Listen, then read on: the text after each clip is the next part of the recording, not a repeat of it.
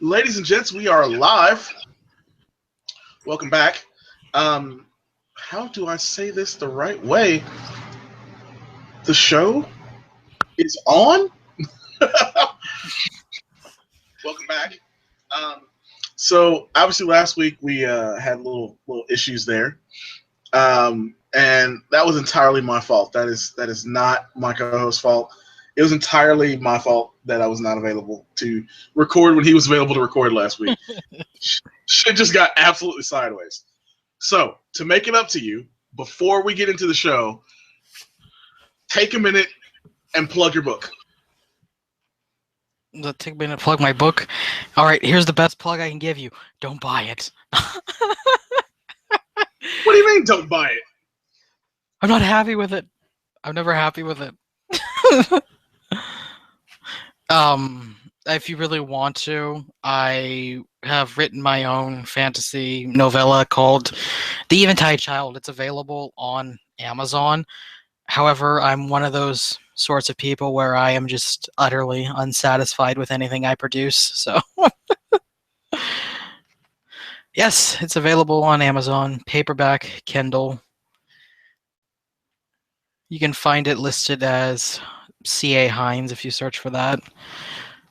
I'm going to be writing, hopefully, a much better installment of the series because there were issues that I had with it that I just could not get resolved in time before the deadline came due. So it's not my favorite piece of work.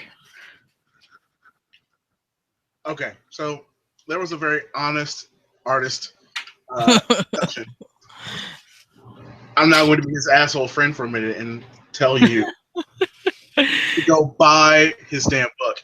Look, let me tell you why you need to buy this book. First off, and most importantly, this world that he has created is amazing. I'm not just saying that because he's finally letting me write stuff for it. I'm saying it because it actually is very cool. If you got to hear the story of how it ended up in the position it is now, you would think like this is amazing.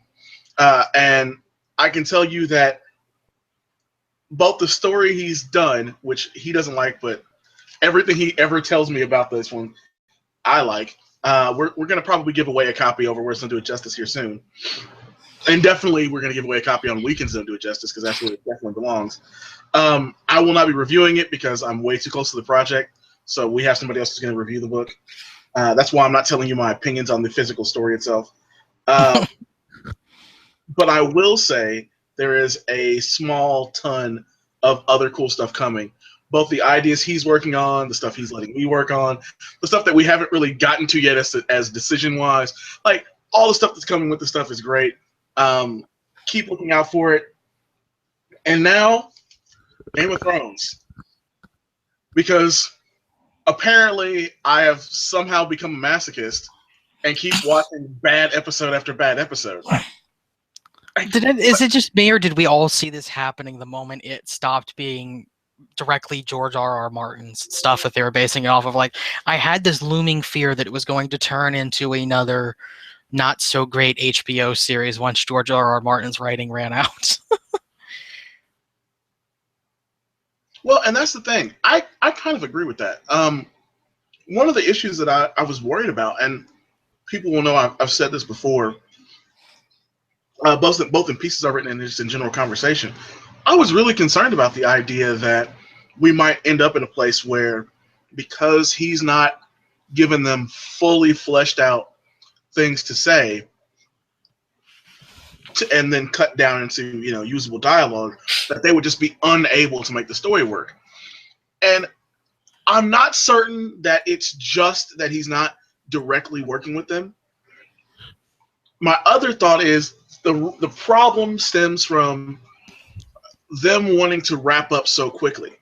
Yeah, that's what I mean. And when you're going off of the books and what he had already written down, you can tell that the earlier seasons had much better pacing, whereas this one, it's like you have little flashpoints from George R.R. Martin's notes that they just quickly jump to. It loses some of the nuance of the stuff that they used to have, like the filler stuff that was written in the books. Well, obviously they cut some of it out, but I just mean the pacing felt better when it was based directly off of the books. Well, exactly. Like I was looking at, and I kind of started to do a rewatch of the last 5 episodes.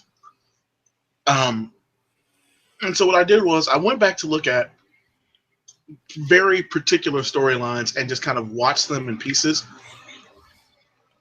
carving out somebody who we're going to talk about at the very end, carving out just Sansa and Jon.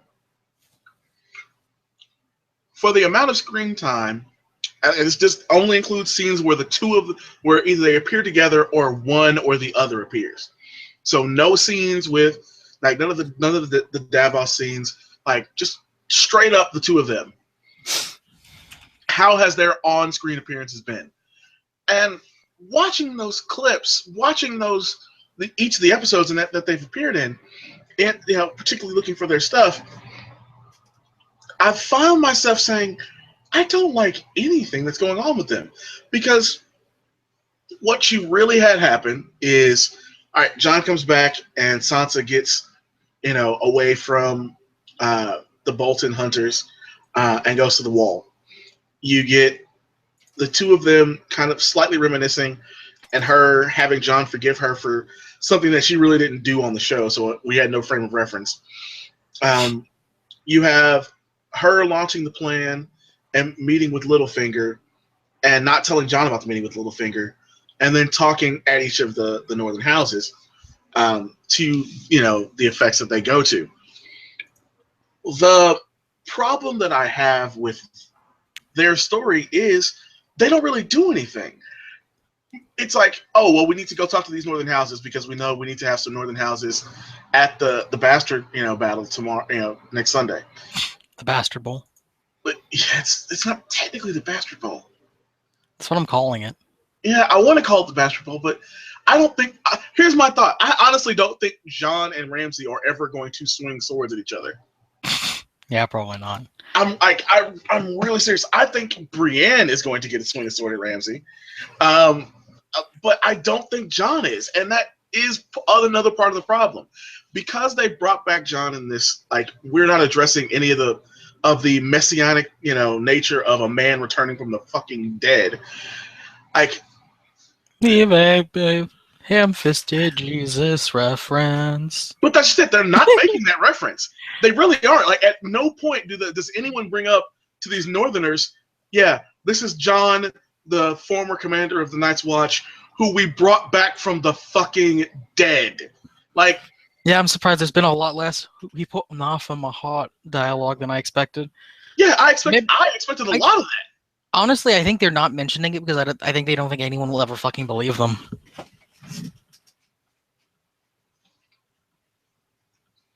I mean, I don't know. With Beric Dondarrion and the Knights and the Brotherhood Without Banners being as well known as they are, I feel like people would know. Because people know Beric's story. Like, even in the books, people know about Beric's story. They don't know about Lady Stoneheart until she's really out there killing Freys. But people know Beric got brought back from the dead. And, the fact that he's alive and Jon's alive also is very interesting to me.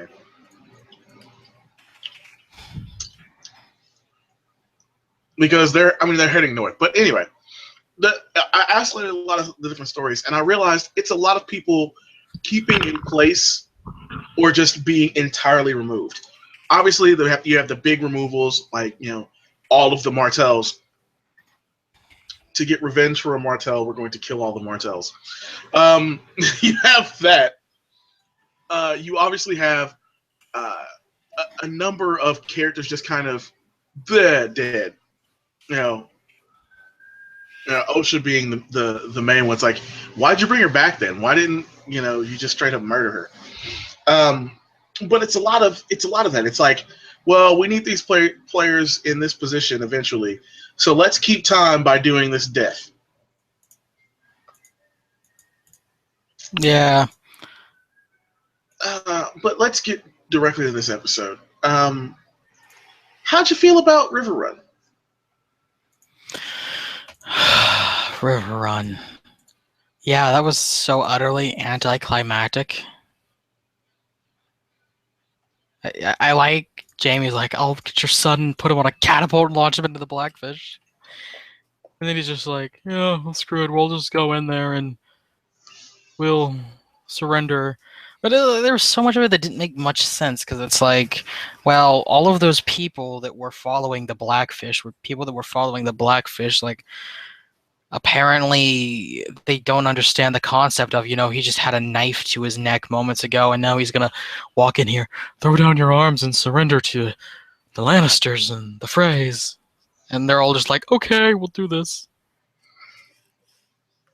Yeah, recognizing him as Lord of the Castle was, to me, seemed to be a very large oversight on the showrunner's part.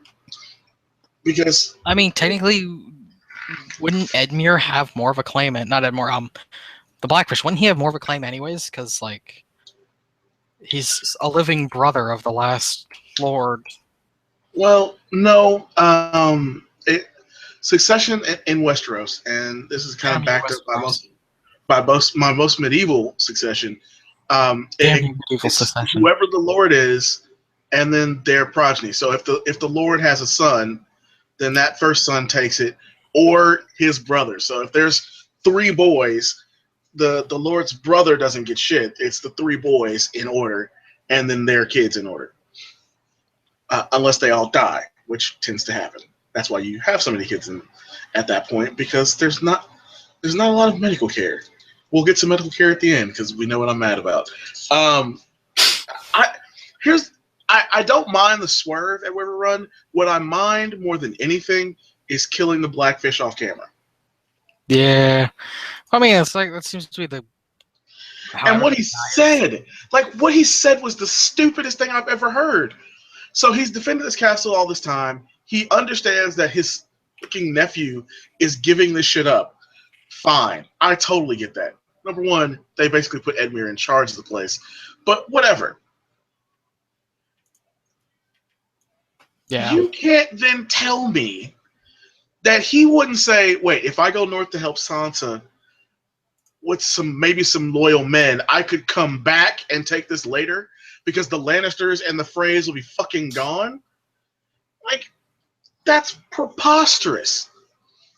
The men, fine. The Tully men didn't die. We saw they were all alive, so they're not being killed. They just take all their swords.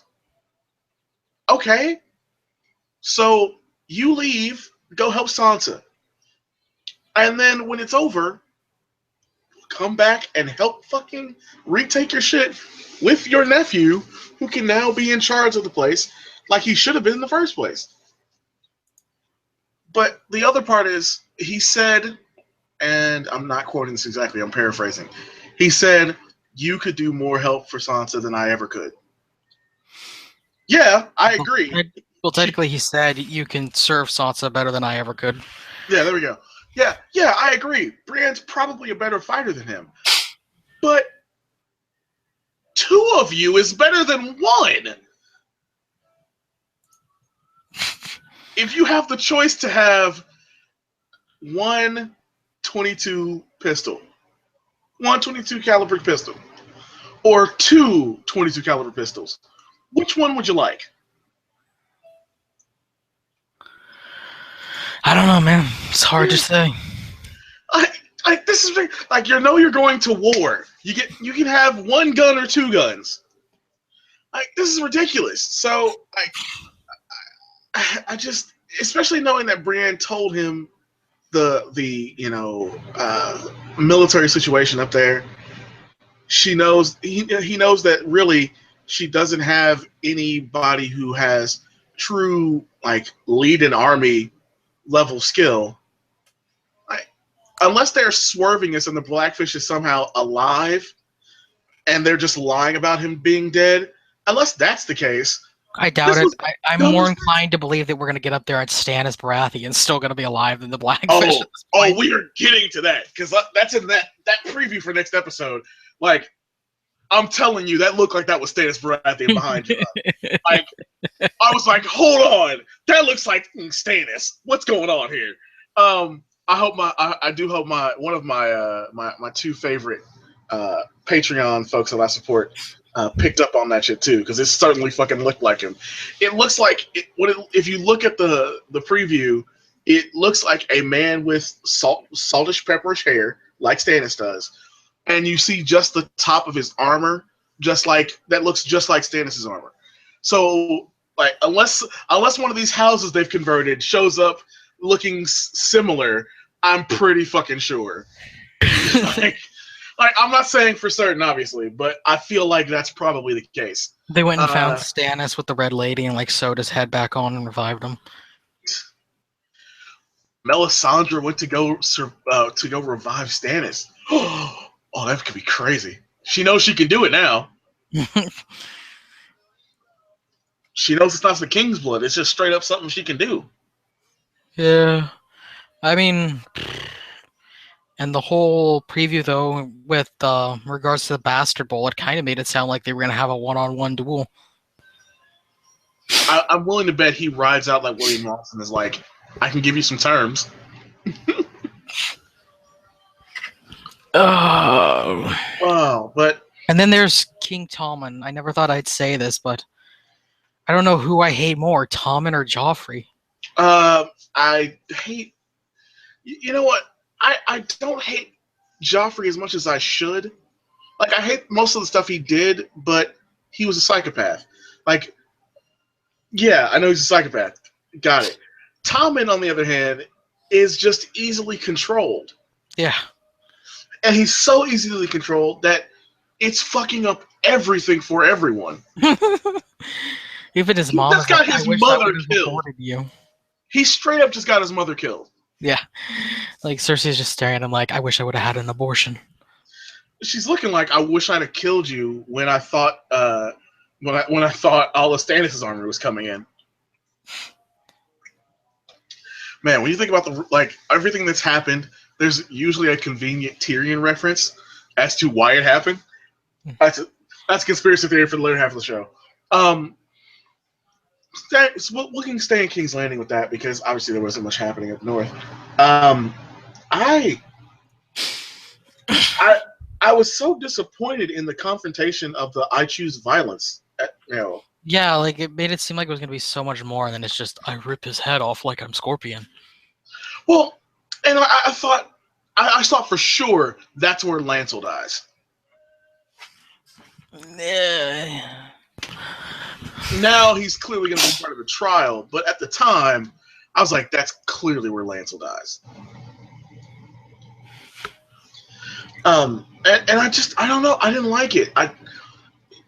It makes sense that they did that in order to that the High Sparrow commanded that to happen in order to facilitate the removal of trial by combat.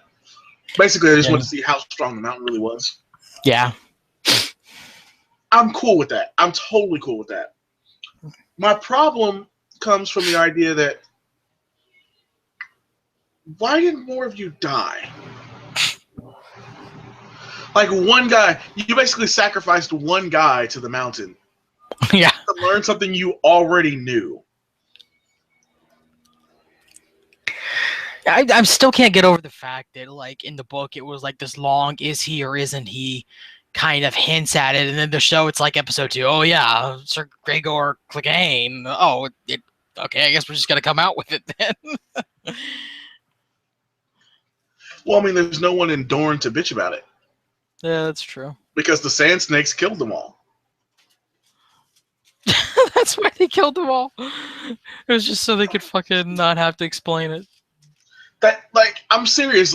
When you see these later episodes, you start to realize that a lot of the shit we saw at the beginning of this season was done so that they wouldn't have to explain things that are going on right now. Yeah, basically.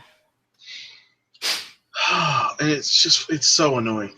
That's the reason why all the Euron stuff went so quickly. That's the reason. Honestly, that's the reason why most of the stuff with Arya has gone at the pace it's gone. It's because they needed something to fill time. So I was like, all right, well, let's give Arya more time doing stuff that we know is not necessary. Arya's killed one person so far. The assassin in training has killed one person. Yeah.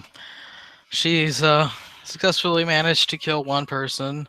However, she's inadvertently gotten other people killed. True. But it's like, and She truly is a Stark. it makes me look back at the previous season and say, I really do wish that she would have also killed the insurance guy and then just straight up stolen the mask.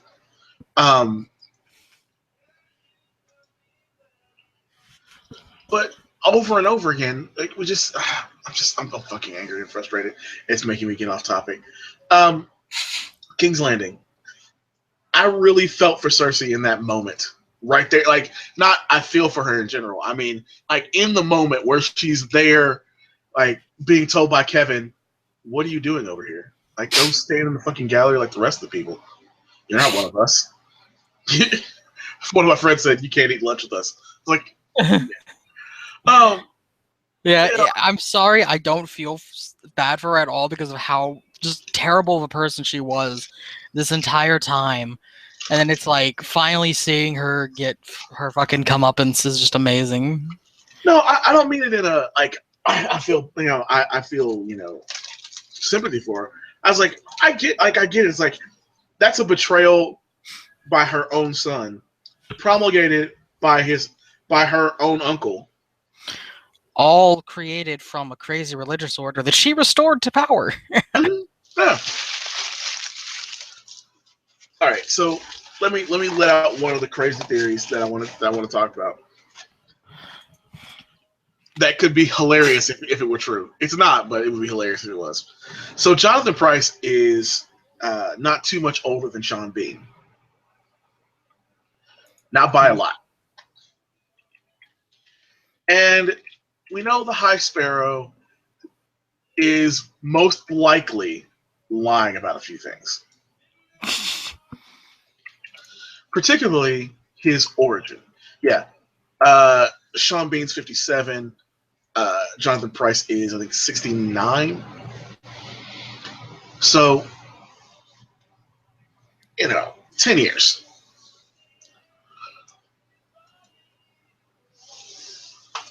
I'm wondering if they don't give in to the fan theory that the High Sparrow is Howland Reed just to shut up all the people, like, or straight up say that he's, or find some way to say that he's not, just to straight up like confirm or piss off book readers.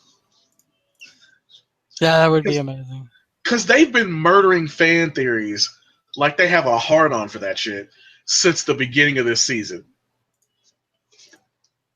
Now, I do want to, of course, take a minute and say, even though it went on too long, that scene where Grey Worm learns to tell a joke was among my favorite moments. Yeah.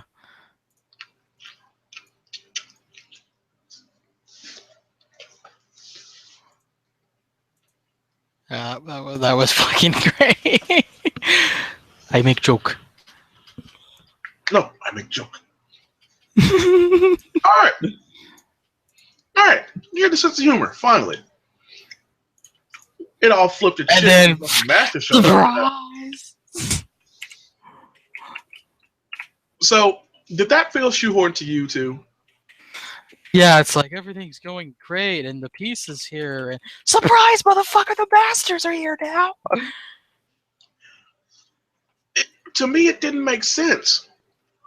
It made no sense at all. They are getting 7 full years of exactly what they want, and the ability to be compensated for it. Bringing War on Marine now just entirely fucks you over. I thought it was hilarious. It was just like it was ding ding ding ding ding. Surprise, motherfuckers! We're here. Mm-hmm. Like, are you serious? That's how that happened. Not in any kind of logical conclusion. Like they were getting 7 years of no problems. It really was just shoehorned just to answer the question of what are we gonna do now that Daenerys has this massive army and nothing to really unleash it on. She doesn't have her 1,000 ships, and Tyrion just made peace in this previous episode with all the people in Slaver's Bay. Oh, yeah. Conveniently they betray him for no reason at all. There is literally no reason. However, I do like the touch of I them have having another the heartbeat question. faces on all the sails, Yeah, which okay. is impossible. Like, but go ahead. What's your question? Oh no, I was just gonna say I don't understand why during this entire what seems to be a protracted siege, Tyrion spends his time cowering in the pyramid instead of going down to the basement and letting the dragons out. Because that would make sense. That's the first thing I was thinking when it first happened. I was like, okay, now Tyrion's gonna have to let the dragons out because he established that connection with them previously, and the dragons are just gonna wreck this little piddly fleet. But no, they're like cowering while the city burns. And then Daenerys shows up. I think I'll get paranoid because they think someone's on the roof of the pyramid. Like, really? Who do you think it's gonna be? Who do What you? are they This is like are they catapulting people onto the pyramid now? oh man, like how in the hell did you think somebody could get on the top of the Great Pyramid?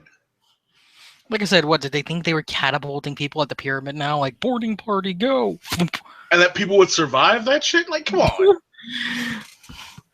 When I you love see the Griffon. No, the exterior shots of the pyramid are it's fucking huge. yeah. And they are way the hell up there. And it's like, of course it's Daenerys. Why would you think it's anyone else? Why are you surprised when she walks in the door?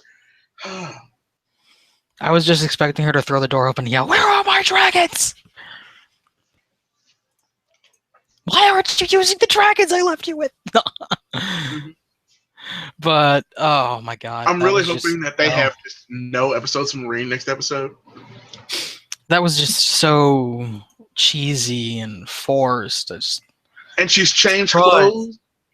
She's gotten her hair done. Like she's got makeup on. I'm like, where did you have time for this shit? Yeah. It's like I stopped over on the way to Marine, you know, got myself done up. I heard there was going to be a war. I had to get, you know, in my war makeup on. What? Oh, it's just so much. What? I'm over. The only thing I can hope is this expedites the end of the Essos adventure because the show is spending entirely too much time on pointless banalities in Essos. Just it amounts to filler because it's just pointless shit that it's just there to take up time and space. Well, and also, all right. Well, I will say the one positive thing about Marine is we know Varys is going back to Westeros. Or is he? I mean, for all we know, he got killed by the sudden arrival of the Harpies. Well, no, they left he left before they arrived. Or did he? Or did he send them? Oh God! What if he sent them? What if he sent them? Right? Oh my God! No, wait. We find out next episode that Varys was killed off screen.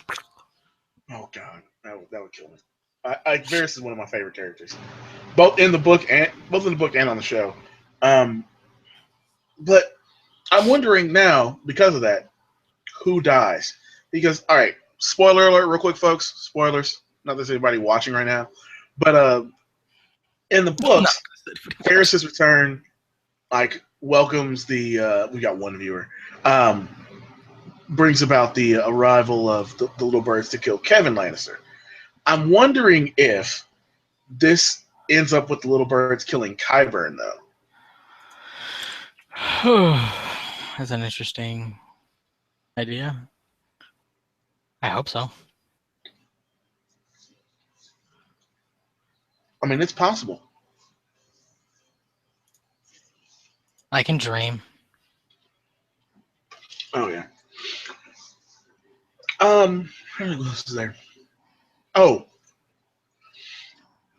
the other question I have then is who's going to do the saving here? Like, are the dragons going to just not be enough, and the Ironborn come to save the day? Because we know they're on their way there. No, you know damn well it's going to be the dragon. Like, the very last thing you saw of Marine is the dragon flying out towards the ships. And I'm sorry, your Navy's great and all, but there ain't nothing your Navy can do when you're getting strafed by a dragon spewing fire onto your wooden ships. Yeah. Greek fire was super effective for a reason, and this is basically flying Greek fire. Yeah. Well, that's the thing that gets me. Okay, so the Masters left. Deus Ex Dragon. They left. They went back to Volantis and Yunkai and Astapor. So they left and were gone for multiple days. It sounds like they were gone for weeks. In that time frame, they have to have gotten news that Daenerys is coming back to Meereen with literally every Dothraki. Like, not she's coming back with some Dothraki. She is coming back with all the Dothraki. And you're telling me that the 3 largest cities in the area, save fucking Karth, don't hear about that? Nobody sent a Raven? There were no spies among the Dothraki. We have a very bad intelligence network. All of our slaves ran away. But your Red Priestess, the head of your Red Priestess in Volantis, was just visiting the city. Like, and they're on her side. They're on Daenerys' side, which makes the whole sudden war even less believable. Yeah, it's fucking stupid. Folks, I hate that I'm constantly yelling it's fucking stupid, but I really mean it. I don't usually lay in with this word all the time, but it's like, this is just stupid writing. I am entirely disappointed that we have not discussed the Hound at all. Oh, we're getting to that, because that's a good thing. I want to get to the good thing. I feel the constantly yelling this is fucking stupid segues into the Hound. Not because he's fucking stupid, but because of what he said to that guy. Come on, you can do better than that. Come on, shit at dying. So, all right, good and bad with the Hound, because nothing is all good in this world. Good and bad with the Hound. I really do like that he doesn't get to kill the way he wants to kill. Yeah. Like there was a literal cock tease that happens right after that scene, and I was just like, you guys are dicks for doing this, but that's a great way of setting the entire thing up. I was really interested in how they were going to resolve that, because it didn't make sense that these were Brotherhood men, you know, and they were doing this massive killing. So I was really concerned with, all right, so what's the real deal here? Like, how are they going to resolve this? And it turns out Beric wants him to come north with him to go fight the White Walkers. How he knows about the White Walkers, I have no fucking clue. Oh my god, I just had a great idea. Unless Thoros saw it in his flames. I know how he's going to beat the Bastard Bowl. Okay. I know how Jon Snow is going to beat the Bastard Bowl now. The Brotherhood without banners are wanting to go north to fight the White Walkers. They're going to show up and join the Bastard Bowl. Oh, fuck. Oh, God, it's going to be horrible. But we know that the Hound liked Sansa. Yeah. And if he heard Sansa was in any trouble at all, he would go to hell. I can just see that setup now happening after thinking about that. When you just mentioned, like at the time I watched it, I didn't think about that, but you just mentioned how they want to go north to fight the White Walkers, and that's what Jon's trying to do. Is he's trying to take Winterfell and all that stuff so that they can all fight the White Walkers. And it's like, wait a minute, I see what you're doing there. Because right now, I mean, the Bastard Bowl is like entirely uneven for how many people they got going into it. Because like, they couldn't get the Tullys, they couldn't get all the houses in the north. So who better to show up than the Hound and the fucking Brotherhood without banners? Maybe we still will get the Tullys. Maybe Arya shows up to fucking murder the Freys. And that's how we get the Tullys coming north, because the Freys are dead. They're free to come help.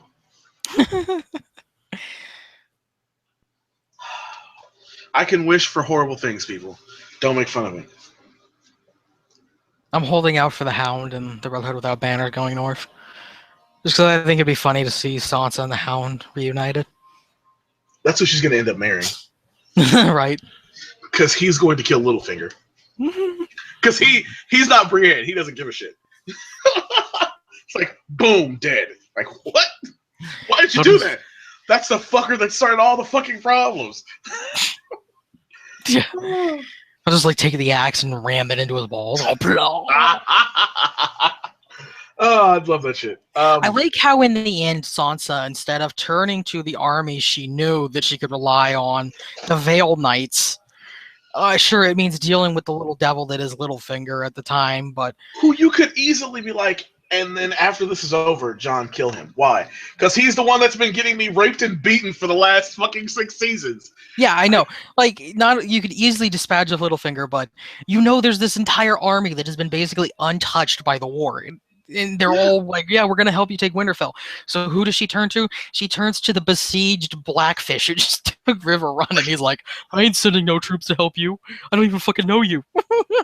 It's like, I don't fucking know her. That's my damn grandniece. I don't give a shit. Like,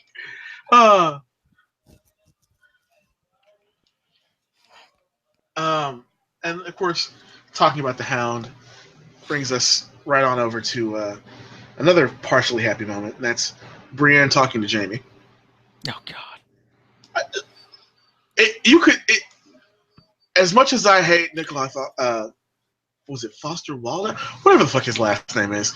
As much as I hate him for doing Gods of Egypt, and I really fucking hate him for doing that shit, I could actually see a very good performance going on in that conversation. Because it's that, like, I'm committed to Cersei. I have to tell you I'm committed to Cersei, but I really don't want to be. I really want you. Which, you know, I'm a sucker for that if it's acted well. And I thought it was acted amazingly well. That entire conversation was like, I really don't want to kill you. Please don't fuck this up so I have to kill you. Hey, you don't fuck this up so I don't have to kill you. I really love you, but I can't love you because I'm supposed to be in love with Cersei. She's probably dead by now. Hey, she's probably dead. If she's dead, who gives a shit? Come with me. Like, that would be the ultimate swerve. So we think it's the Vale Knights coming to save Sansa. We think it's fucking random Brotherhood Without Banners folks coming no, it's the Lannisters. No, yeah, it's fucking Brienne and Lannister fucking gold. Just boom, let's do it. In the category of things that'll never happen. That won't happen. Unless Cersei dies immediately, and episode 10 is who came to save them. And the start of next season is it's Jaime because he loves fucking Brienne. They won't do it. They don't have the balls to do it, but it'd be hilarious. No. Yeah. I would die. Like, I might actually die. You could possibly give me a heart attack with that shit. Like, what? Hold on. How? Oh, I'm dead. It's like, what happened? Matt saw the Lannisters save Sansa Stark and just he died. I don't know what happened. So because we have all these moving pieces, I'm really concerned for a lot of things, and this last moving piece makes me epically concerned because of how shittily they've been writing her, and that's Arya Stark. Yeah, like that one episode where she's just suddenly embraced her inner rich royal kid last episode, and then it's like, how's he thinking? No, there's no way that could be. There's no way that could be Arya. And then it's like, surprise, it was actually Arya.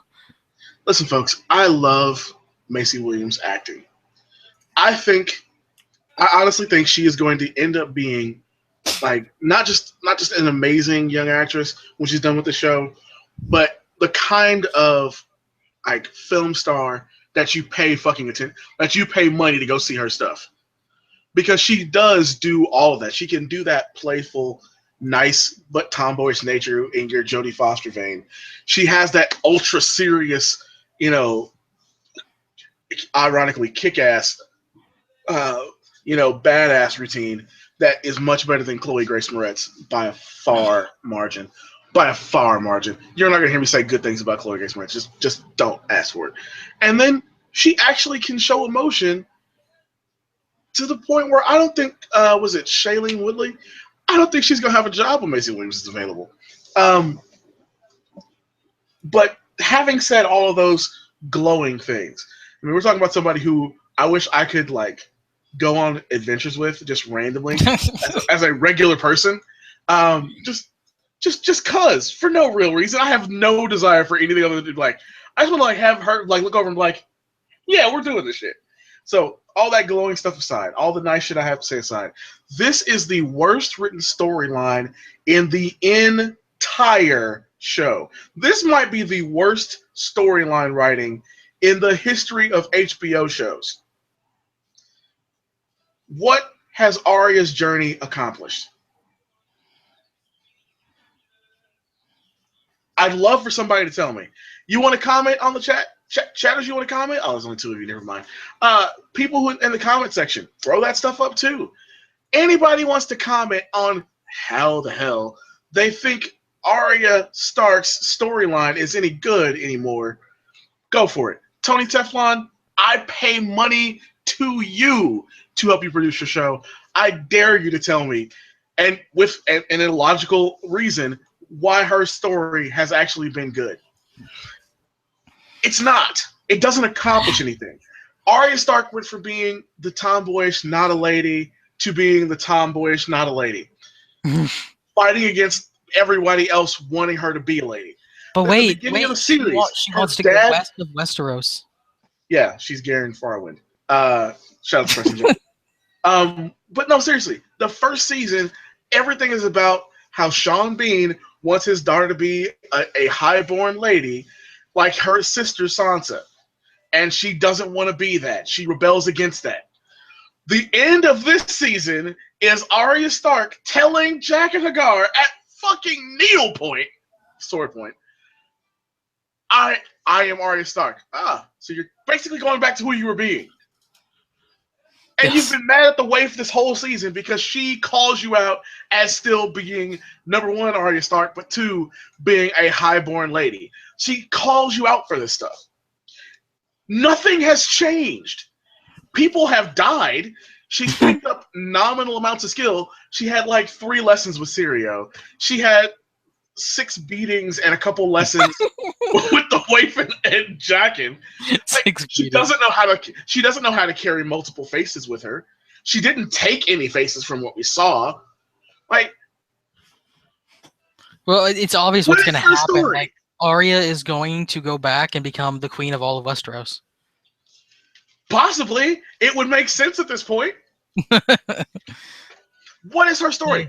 That's how it's going to end. Like, they're going to take the North, and then Jon Snow is going to like go and take King's Landing, and then Arya is going to become the queen of the Seven Kingdoms for reasons. Married to Jon, or Jon dies? I have no idea.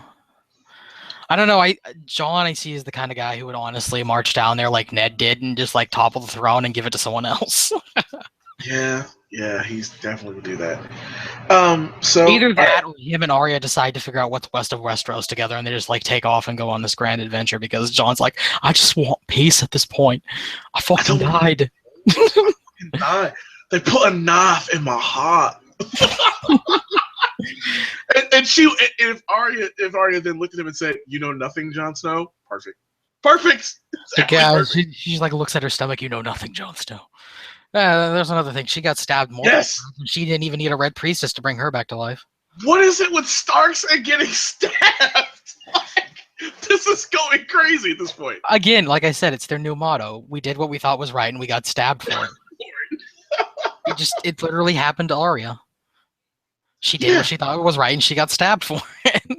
Oh my god! Like, then of course it turns out that Lady Crane was actually a bad person and deserved to die.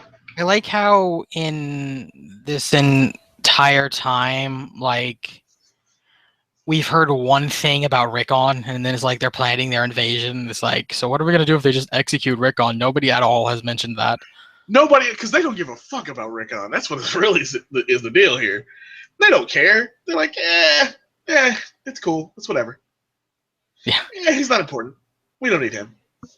Like, what? So, oh god, what is? There was some. Oh, so I did like the resolution with Lady Crane. That the reason, that Arya needs to, and she does need to realize this. Arya doesn't realize when Lady Crane's telling the story that the reason she was marked to kill is because she was so jealous, and fucking crazy, to be honest with you. Anybody that stabs and then heals boyfriends. I put a hole in them, and then I got good at fixing them. I got better at putting holes in them. and I got better at fixing them. But that made me better at putting Never holes in learned how to cook. Like, how did you never learn to cook? What? Yeah, it's like I think that entire thing just like went over her head because she's so like narrow-minded. She only sees, oh, it must be because the girl is, It's you young and know, attractive, so she wants to kill them. Like, no, she's afraid she's going to get her face stabbed up, which of course happened.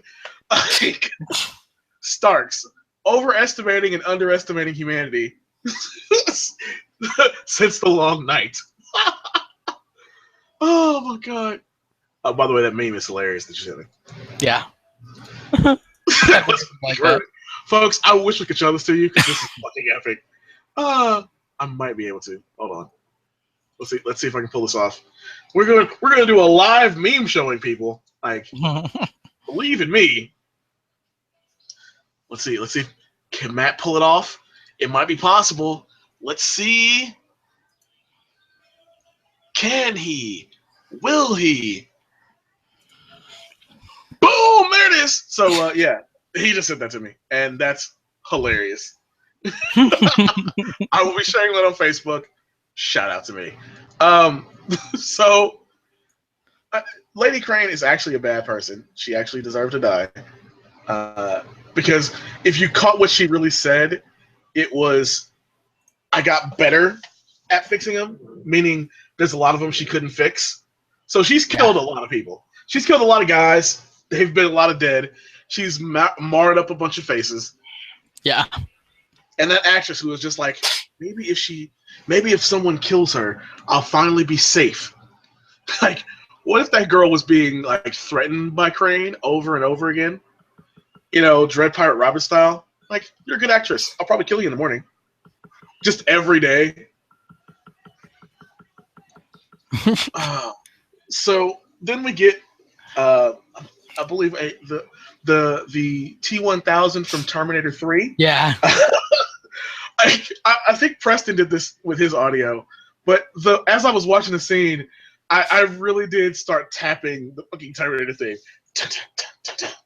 I was like, damn. Yeah, evidently after you posted that, my friend shared a video on Facebook from an Emilia Clarke Facebook page. When you finally realize where you've seen that girl before, it's the waif, and it cuts out to Terminator 2, the freaking cop running after them. Oh my god. So that is kind of funny. Especially since Amy Clarke was in such a shitty movie. But well, it wasn't actually Emilia Clarke. Like, it's just a fan page called Emilia Clarke. Right. But no, like that entire chase scene. Don't get me wrong. Diagram of a chase scene wise, it's exactly what you expect from a Hollywood chase scene. The whole point in Game of Thrones is it's supposed to be more realistic, and that's not realistic. For fuck's sake, she jumped from 2 balconies stitched up. 2. Yes, it was Assassin's Creed Bravos.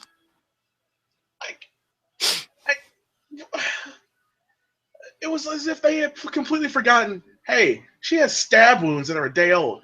Like, if it had taken the waif a few more days to make this happen, because I don't think that, like, unless the waif has been there the whole time when she was backstage, there's no way I would think, oh yeah, Arya definitely went to fucking Crane to go get fixed up. Like, I would never think that, much less have chased Crane around to figure out where she lived. So, whatever. That fucking fridge logic. Damn it. And then the fight. Okay. I get that she basically gets rid of the light to kind of go back into her serial Pharrell-based water dancing routine combined with her blind skill. That would have been great to see on screen. Yes, but also, here's the other problem with that. One, she is currently bleeding out because of her stitches have popped. No, here's the problem with that. One, she got her ass utterly kicked every time she fought the waif blind. That was 2. That was going to be my 2. No, that is number 1. And 3, and far more important than all of those things, the waif has more training than Arya, including the blind training. Oh my god. They had the waif say the things that she did the same thing before. Oh my god. Oh my god. How is she dead? How is the waif dead? Arya should be laying prostrate before the king kindly man / Jackin with just the wife going, "I told you she wasn't ready," like, and I'd have been fine with it because that's how shitty the writing has been. Oh, people, this is really the only thing that I am like toweringly raged about from this season, and it's just how badly they've handled the character. She hasn't really killed anybody, which means she doesn't really know the concept of taking a life impassionately. The only life she's taken is a passionate one, and that was, of course, our dear, dear sweet pedophile last season. Um, the other problems that I have with Arya is that she hasn't learned to do what the faceless men do. She doesn't know how to keep multiple faces. She doesn't know really how to move truly silently. I'm assuming that this blind training is that she can't learn to act now because Lady Crane's dead, and that was who was going to teach her in the fucking acting troupe. So she really can't do that unless you're telling me she bagged up 20 faces, or Jaqen gives her a bunch of them to go back and kill people in Westeros. This is borderline insane. Wow. I just so last week I said no matter how they resolve this, it's bad. I said if it turns out that it was Arya and Arya's just fine, it'd be bad. And it turned out it was Arya, and she gets fixed up by Lady Crane. Yep. I didn't think it could go as bad as it went.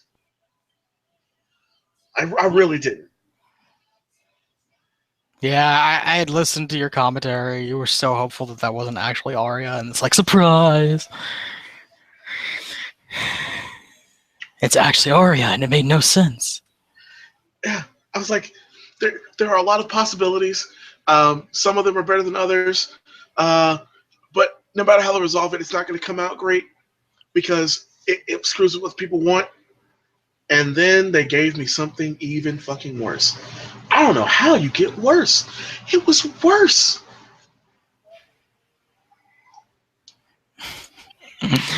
I just feel like it's another situation of they're just definitely trying to just end that so they can stop trying to make it make any sense without having George R.R. Martin.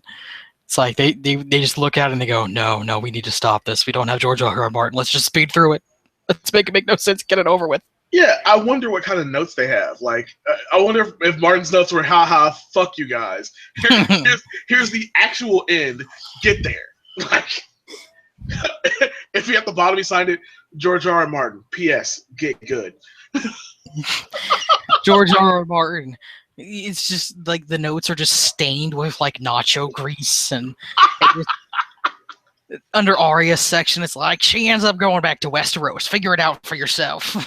It's like this person is alive. This person dies. This person goes back to Westeros. Wouldn't that be great if like they had just all they have is a catalog of who dies?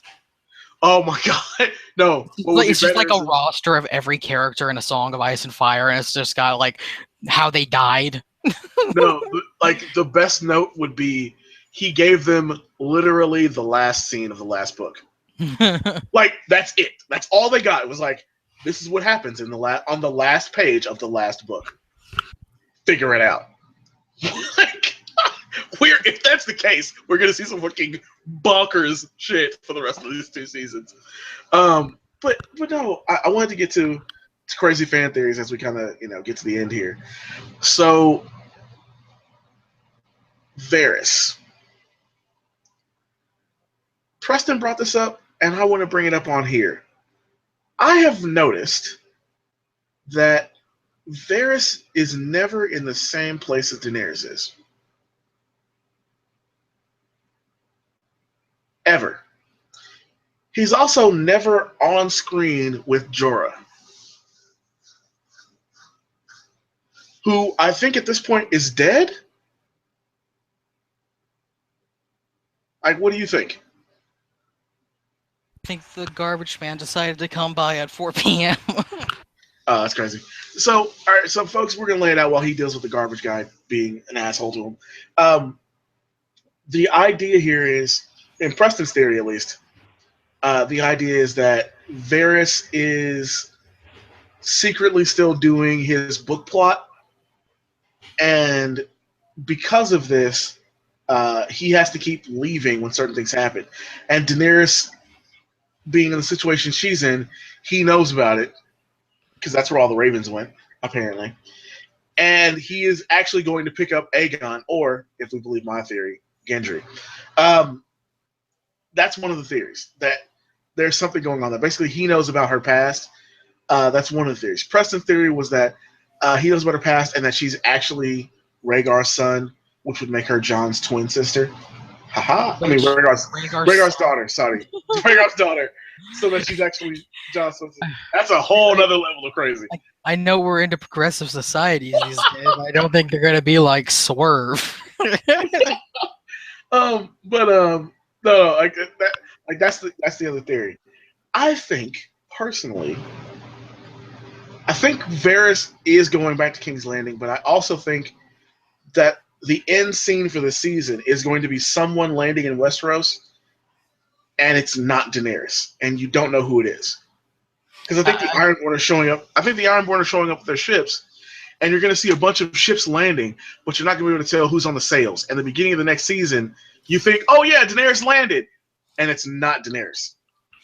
No, see, what I think is going to happen is Varys said he's going to King's Landing, but he didn't say he wasn't going to stop on the way and pick up like a huge army with some Targaryen and then land.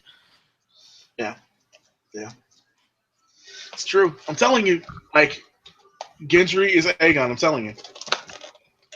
Because we haven't seen the Golden Company. No Golden Company. None.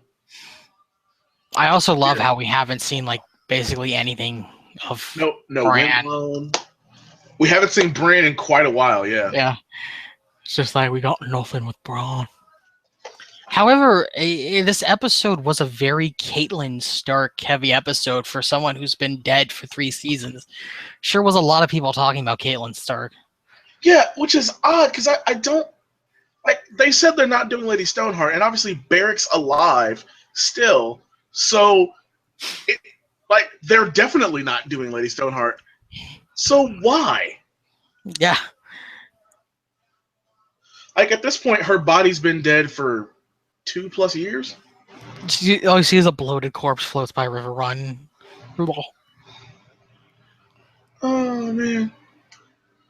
Well, I mean, at this point, like, unless they're keeping... Oh, my God. What if the Freys are keeping her corpse? Like, Walder Frey has been keeping her corpse this entire time. He just snuggles up to it every night. And so they get to make a zombie version. So that's why she's Lady Stoneheart, because her body's very, mummified, because it's been like this the whole time. Oh, no, see, what happens is, like, they bring out Lady Stoneheart to face down with the mountain. That's how it's gonna be. Or oh no, what if at the because clearly the Freys have a celebration, which I'm guessing is where Arya kills Walder Frey, and that happens this season because it was in the fucking trailer and it still hasn't happened yet. So it could be that, like, he brings out Catelyn Stark's body, and like calls her Lady Stoneheart as like an insult. No idea. Yes, folks, we are in the crazy fan theory section of the show, where we talk about all the crazy shit that could possibly happen, and we know probably won't. I am betting that Daenerys is actually a dragonkin, and she transforms into a dragon herself and flies away. And then Jon Snow magically rides her into the distance. Oh, Jon Snow's going to get ridden by her. Hey, there will be riding and Jon Snow involved, but it's not going to be that. That's the other thing. I cannot wait to see how they handle that, because that's the other gigantic theory, is that at some point in the series, Jon and Daenerys are going to work together. Now, folks, I believe in the Daenerys is actually the villain concept. But I really want to see the two of them interact. And since we know Jon is going to win the Bastard Bowl, because of course he is. What show have you been watching this whole season? Wouldn't it be fucking hilarious if they just swerve and Ramsay kills them all? It would be. It turns out Ramsay's actually the Azor Ahai. He just kills them all. It would be hilarious. It's me. It would be fucking great. I would actually love that end. However, this show has gone from interesting and anything is possible to you will predict everything that happens. We have gotten to that point now. And so, in honor of getting to that point, there's no way in hell Jon doesn't win this thing. With fewer men. Because we need to have a fucking underdog story for some stupid reason. Because they put a knife in his heart. They put a knife in my heart.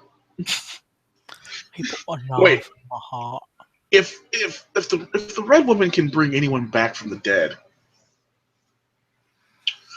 Quick, if they found find Ned's body, that's like if they found Ned's body and head, could she bring him back too?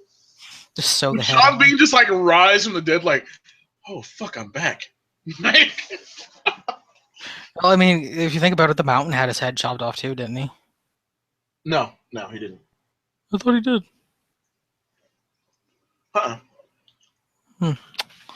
Damn. No, I think it might have been some fucking crazy theory I was reading. Yeah, the theory is that the head they sent really was the Mountain's head, and that they put Ned's head on the Mountain's body. Nah, the one I read is that it was Joffrey's head. Oh, really? Yeah. Did they put Joffrey's head on the Mountain's body? That's crazy. No, I don't mind all the Mountain theories because what happens is, folks in the books, the because skull. someone was pointing out that the skull, not the skull. A skull is sent to Dorne, and the Dornish suspected it's not really the Mountain. You were saying? Yeah.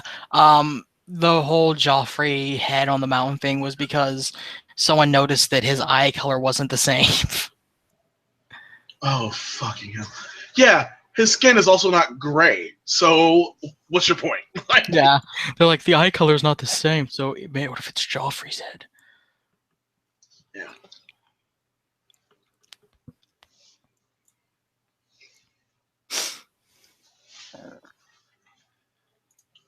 The other swerve, Marjorie wasn't there in the at the announcement of the banning of trial by combat, which was odd.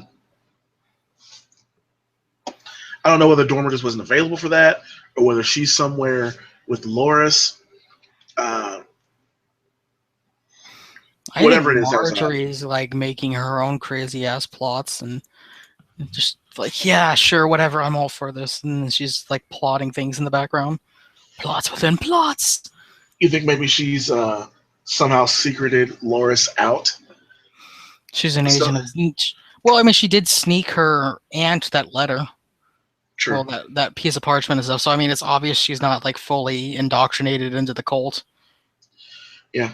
Unless you believe that she's doing it to double bluff and get, Granny caught up. But Granny left, like straight up gone. Like she's not, showing up in this episode as if she was still there at all, or if anything happened to her. So, Olenna's alive, which makes me sad and happy. I guess. I'm trying to think what the other one was before we get out of here. Oh crap! I just thought. So, this Vale Knight situation is a problem. But the thing we haven't talked about, and we kind of both skipped over it, Euron Greyjoy. Yeah, what about him? He hasn't shown up in a few episodes. Exactly. Where is Euron? What is he doing? Trying to find those trees on the Iron Islands. Well, we know that they're going to magically be trees on the Iron Islands. So the question is, what is he really doing? Like, he has to have his ships by now. Or does he? He was trying to get 1,000 of them, and maybe they're just taking their sweet-ass time with it. Yeah, but his plot has to wrap up quickly. We have 13 episodes left. 13 episodes in the next 2 seasons. Well, maybe they'll just ignore him until next season. Like, next season begins with this giant fleet. Oh, God. He has 1,000 ships. They go sailing. They get to Marine, and everybody's gone. Yeah, right. You missed the whole thing, bro. Sorry. He shows up with his 1,000 ships, and he's like, "Look at my amazing dick, Daenerys. Let's get married." And then she just eats as the dragon eat him. Fucking married. Oh man, and it's not even Drogon that eats him. It's like Viseron that probably eats him. It's like, yep, fuck you. I'm trying to think. Oh, so Yara said something interesting. Remember the whole ale drinking episode? Mm-hmm. Where she was And then she apparently a said, I'm going lesbian. to, yeah, and then she said, I'm going to fuck the tits off that girl. And my question that I said on my show last week, and I still have yet to have answered by anyone, the entire lesbian community, I entreat you to explain to me medieval pirate lesbian sex. I would love to hear an explanation of this. Like, I'm not even talking in a sexual fashion. As a general intellectual curiosity, I want to know what the fuck is going on here. Because it wasn't like Yara said, like, she didn't pick up something and be like, I'm going to go fuck the tits off that one. It wasn't like she said, I'm gonna, I'm basically gonna fuck this one till everyone's tired. She said I'm going to fuck the tits off her, like she was going to penetrate her for the entirety of the evening. And my question that I asked last week was, with what? I ask it again this week. With what? I assume that her and Theon are currently busy fucking, like, what? And if she can fuck the tits off that girl with no dick, why is she telling Theon this stuff so Theon can finally get some pleasure out of a whorehouse and not be in PTSD mode for the entire time? Somebody answer these questions. I really want to know. Like, you might think, okay, Matt's being a sexist pig right now. No, I am intellectually curious as to, at this point in time in the real world analog, how this could happen. Because I get it. Lesbians have existed for all of humanity, for the entirety of humanity's existence. That they currently exist now. Got some lesbian friends. Really cool peeps. Not a problem with the lesbian community. Not a problem in general with the saga. See, I'm using the correct terminology. The saga community. No problem with them whatsoever. My question is entirely a functionality one. This is before we have gunpowder, and before we use gears properly. So how in blue bumblefuck is she fucking anyone? Tell me, and then explain to me why she wouldn't tell her brother, who she has seen his dick having been cut off. She knows he no longer has a dick. She was handed to it by a fucking courier. So why didn't she tell him, hey, I know you don't have a dick, but here's some shit you can do with no dick. Because guess what? I don't have a dick. How? How did that happen? Tell me. I want to know for continuity's sake. Literally for no other reason. I don't care otherwise. Oh my god, there's so much stupid shit going on. This is the season of stupid shit. Last season was boring. This season is just stupid. I think it was just like a poor phrase in dialogue. Like, I think she just meant that she was gonna have sex with the woman until she passed out or some shit like that. But right, the way she made it sound like is she all but grabbed her junk in the middle of that. Like, come on.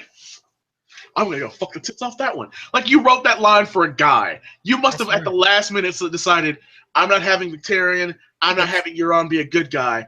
I'm gonna do it like this. That's the only way that works. That's just like, that's when like Theon has like a starting revelation as he stares at her. What did you do with my chopped off penis?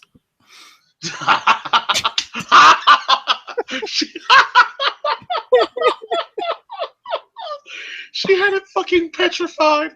Oh, she's like, I took your dick and I had it bronzed. What do you mean?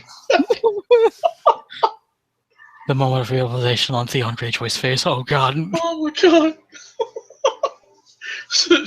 She invented strap-ons. She invented strap-ons. Oh. Anyway, I just that's not a I'm angry about the show situation. That's I have a legit curiosity now, because She was way too happy about it. And don't tell me when you guys watched that shit, you didn't think the same fucking thing. Like, how? Like, just how? It's not even a lesbian thing. Like, I get it now. I'm talking about in that time frame, folks. I am only talking about at that time period in real world history. How the fuck did that happen? I need a lesbian historian for this shit.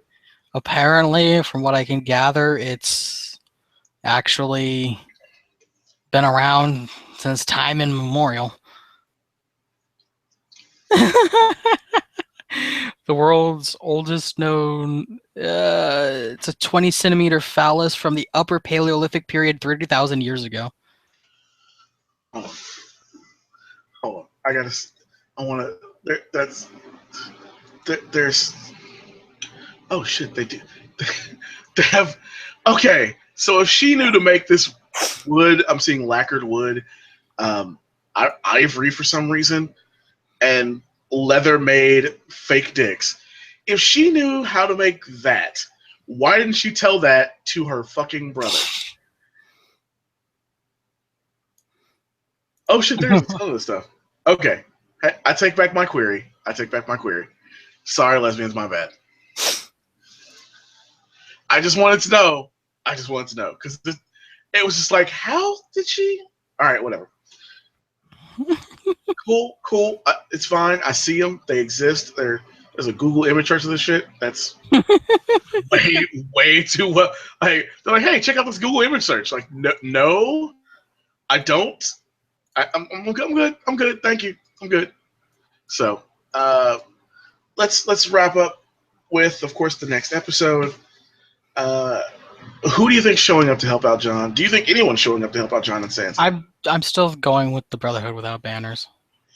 So you think just them? Like, that's it? Yeah, I'm just gonna throw my vote in for them. Okay. I feel like the Veil Knights are going to make some kind of appearance, and maybe not necessarily one we expect. Because obviously we know they're both coming up there. I'm also wondering who's burning, bodies wise. It's probably just Rickon. You think so? You think Rickon's already dead? It wouldn't surprise me. He has literally no reason to keep him alive. Well, the reason to keep him alive is to put him in charge. I mean, he's the only one who's still a Stark that they know is alive. Yeah, I mean, here's the thing. Nobody's talking about claiming Winterfell and putting Rickon in charge. They're talking about claiming Winterfell and putting Sansa in charge. I think everyone's just written Rickon off as dead at this point. Yeah, but the problem with Sansa is they know one of her husbands is alive. Not for long, he's not. No, you think Tyrion's gonna die? Who knows? Like, Ramsay's dying. He's dead. But you think Tyrion's I mean, it just comes down to the fact of, like I said, though, like, yeah, we know this about Rickon, but nobody else is saying this about Rickon. Like, yeah. None of the other people in the game are like, oh yeah, we're gonna go put Rickon in charge. And nope, they're just like, okay, he's probably gonna die. Let's just get this over with. Fair enough. Then Bran comes back from beyond the wall and he's like, what the fuck? This was my job. Like, what the hell did you people do? The other thing, the Burn Them All Ares flash has a sort of rising, this might be what Daenerys does, but also what Cersei might do in regards to her trial. Knowing that the trial is probably going to be in episode 10, or at the beginning of next season, which will really make me angry, to be honest with you. You got to wonder if the Bastard Bowl doesn't take the whole episode, what do you think happens? Because they could do they did that before with the Wildlings attack. They've done this before where they've had the whole 9th episode just be in one place. Or maybe they'll do like The Godfather with the baptism scene, except the baptism is like the trial of Cersei Lannister and she's getting killed. As there's just war going on everywhere else. It just like So the cuts to the Marys war, and War. then it just like cuts to scenes of war, and then cuts back to Cersei's trial, and then ends with Cersei dying. I actually that unfortunately I have to say that's not going to happen because it's too good of an idea for that I got from Weiss and then whatever D&D shit. Fuck, I hate their last names. Weiss and Benioff. There we go. I think that would be really cool if you just had like her trial and then it flashed to Marine just fucking, just fire everywhere in Marine going on because the dragons are just loose and destroying shit. If and then you find out Daenerys is pregnant. If it flashes back to the trial and boom, it's all the way north with the White Walkers and they're marching towards the fucking wall, like they're almost there, kind of thing. If it's back to Cersei's trial, and then it's the Sand Snakes, and they're marching all of Dorne towards King's Landing. It back to Cersei's trial, and it's the Tyrells back in Highgarden, and Mace is like taking a new wife because because his mom told him to, so that he could have some more kids. And boom, you're flashing back to the trial, and it's fucking Euron Greyjoy heading for a showdown with less than 1,000 ships, and his versus Theon and Yara, boom, back to the trial, and then finally back into the Bastard Bowl, and you have this actual battle happening, and you're seeing what really goes on, and whoever saves the day, Brotherhood with Brotherhood Without Banners or the Veil Knights, whoever, it doesn't matter.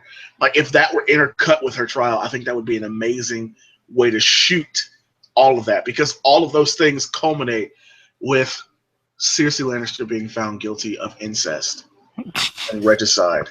Hold on. Incest and regicide. Remember, Lancel knows about the regicide and about the incest. Yeah. So she's convicted of both, and Loras is found innocent.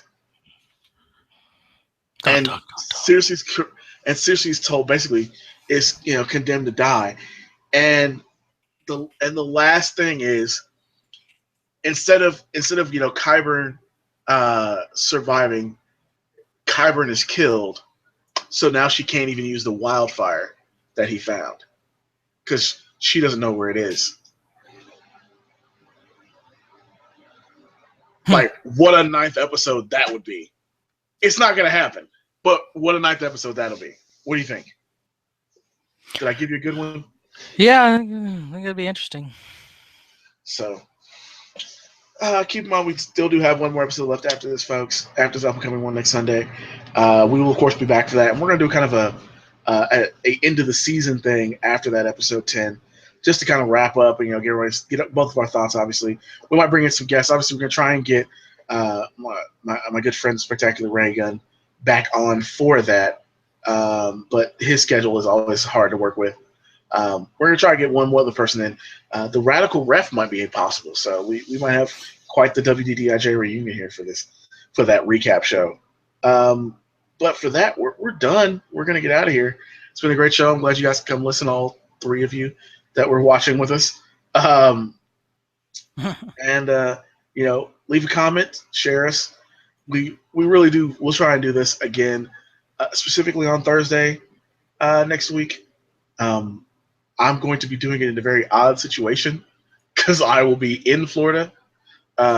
So I've got to take a mic and all that setup stuff with me. But we're going to try, like I said, we're going to try and do it and make it work for you guys.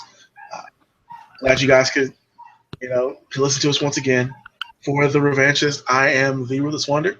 And on behalf of 314 Publishing, Imperial Dreams Productions, Weekends don't do it justice. Words don't do it justice. Movies you didn't know you needed. Streamscape. And, of course, Revanchist Gaming. Cheater's Guide to the Universe. Check out the book, The Eventide Child by C.A. Hines. Everybody over at Ruthless Radio. We hope you've enjoyed us. We will see you next time.